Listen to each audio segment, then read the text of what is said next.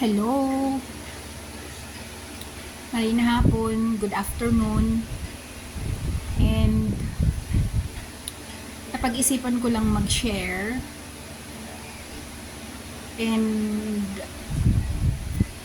sa nangyari sa kuya sa trabaho, and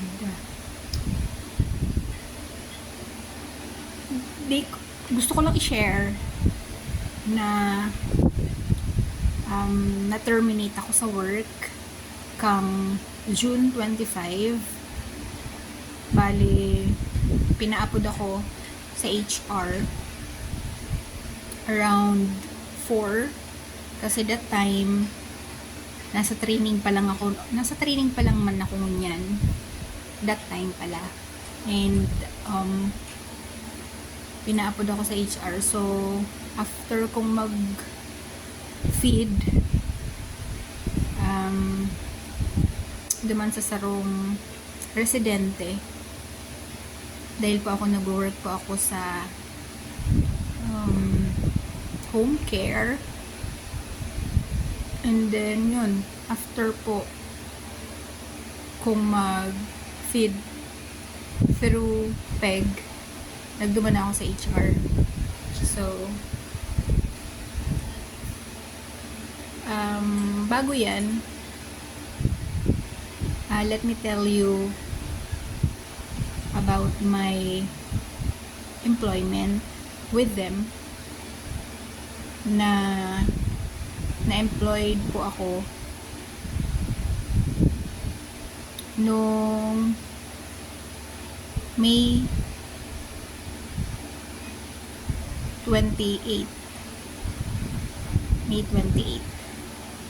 May 26, tapos May 26, tapos 27 medical ko, then 28 nag-start ulit ako, nag-start ulit ako, tapos so trainee.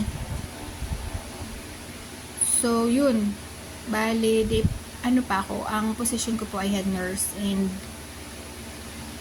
pagka po kasi head nurse position, you will still be trained as duty nurse 6 a.m. to 6 p.m.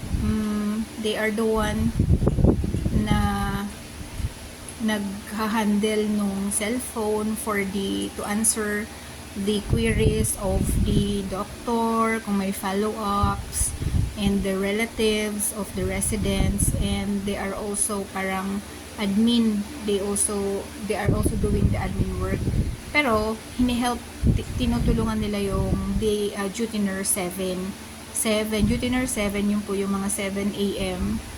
Who comes to work at 7, from 7 to 7 p.m. So yun po muna yung